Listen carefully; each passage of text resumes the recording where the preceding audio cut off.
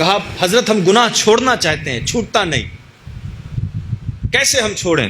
تو حضرت ابراہیم بن ادھم کے پاس بھی ایک نوجوان آ گیا تھا، کہا حضرت کچھ نصیحت فرما دیں، گناہ چھوڑنا چاہتا ہوں، چھوڑ نہیں پاتا ہوں۔ کہا اچھا، پہلی نصیحت ہمیشہ یاد رکھنا، پہلی نصیحت جب گناہ کیا کرو، حضرت ابراہیم بن ادھم نے کہا تم کو گناہ کا جب ارادہ کرنا، اب اس کو نصیحت کریں کہ جب تم گناہ کرو لیکن اللہ کے رزق میں سے نہ کھانا۔ یہ پہلا طریقہ بتا رہا ہوں گناہ چھوڑنے کا۔ کہا حضرت یہ تو بڑا مشکل وظیفہ ہے، سارا کھانا اسی کا ہے، سارا رزق اسی کا ہے، یہ تو دوسرا کوئی وظیفہ بتائیں۔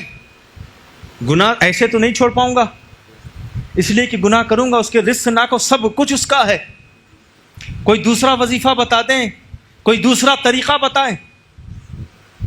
تو حضرت ابراہیم بن ادھم نے کہا اس کی نافرمانی بھی کرنی ہے، اس کا رزق بھی کھانا ہے، چلو اگر یہ وظیفہ سمجھ میں نہ آئے تو کوئی بات نہیں، جب گناہ کرنا اس کا رزق بھی کھانا، لیکن کوئی ایسی زمین ڈھونڈنا جو اس کی ملکیت نہ ہو۔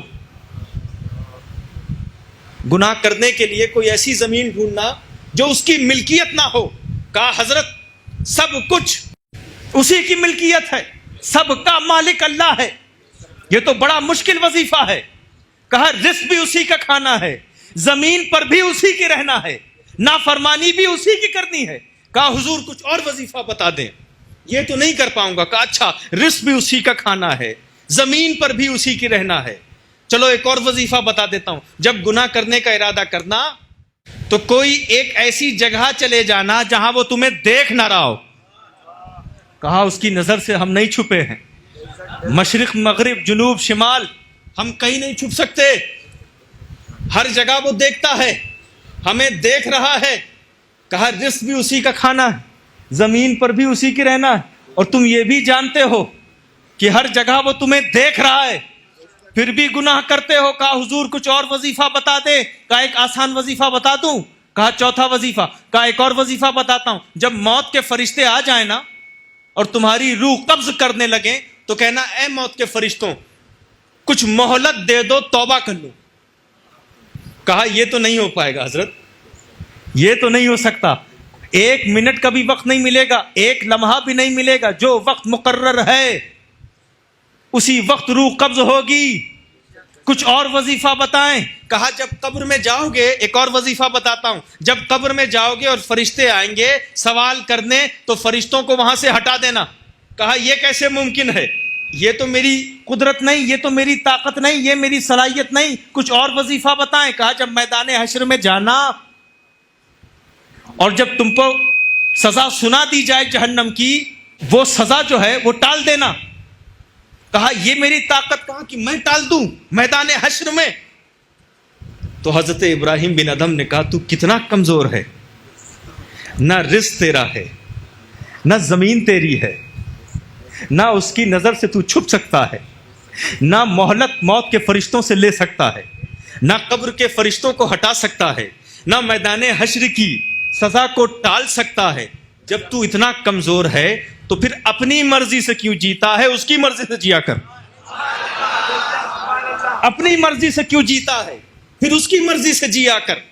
جب تو اس کی مرضی سے جیے گا تو رزق میں حلاوت بھی ملے گی، جب تو اللہ کی مرضی سے جیے گا تو نگاہوں میں فراست بھی ملے گی، جب اس کی تو مرضی سے جیے گا تو زمین پر حکومت بھی ملے گی، جب تو اس کی مرضی سے تو جیے گا تو قبر میں دیدار مصطفیٰ بھی نصیب ہوگا، اور میدان حشر میں شفاعت رسول بھی ملے گی۔ اسی لیے دوستوں اور بزرگوں، جو لوگ اپنی زندگی اللہ کی مرضی سے گزارتے ہیں تو وہ نظام الدین بنتے ہیں، جو خود بھی اس کا رزق کھاتے ہیں اور اللہ ان کے ذریعے سے دوسروں کو بھی رزق دیتا ہے، ان کے لنگر سے دوسرے بھی رزق کھاتے ہیں۔ پھر جو اس کی مرضی سے اپنی زندگی گزار دیتے ہیں تو پھر وہ صلاح الدین بنتے ہیں، کہ جو خود بھی زمین پر رہتے ہیں اور جو لوگ رہتے ہیں ان لوگوں کی قیادت بھی کرتے ہیں۔ پھر جو اللہ کی مرضی سے زندگی گزار دیتے ہیں تو پھر وہ اجمیر کے معین الدین بنتے ہیں۔ کہ جن کی نظر اللہ کی رضا پر بھی ہوتی ہے، بندوں کے دلوں پر بھی ہوتی ہے، پھر جو لوگ اس کی مرضی سے زندگی اپنی گزار دیتے ہیں تو پھر وہ علاء الدین صابر کلیری بنتے ہیں، کہ جو اپنی نماز جنازہ میں خود ہی اپنی نماز جنازہ پڑھاتے ہیں، پھر جو اس کی مرضی سے زندگی گزارتے ہیں وہ محی الدین عبد القادر جیلانی بنتے ہیں، جو قبر میں خود بھی کامیاب ہوتے ہیں، اپنے تربیت یافتہ مریدین کو بھی کامیاب کرتے ہیں، پھر جو اس کی مرضی سے زندگی گزار دیتے ہیں تو میدان حشر میں مخدوم اشرف جہانگیر سمنانی بنتے ہیں، جو خود بھی جنت میں جاتے ہیں، اپنے مریدوں کو بھی جنت میں لے جاتے ہیں۔ اسی لیے دوستو، اللہ کی مرضی کے ساتھ زندگی گزارو۔ جو اپنی مرضی سے زندہ رہا وہ یزید تخت پر بیٹھ کر بھی مر گیا، اور جو اللہ کی مرضی سے جس نے زندگی گزارا وہ حسین گردن کٹا کے آج بھی زندہ ہے۔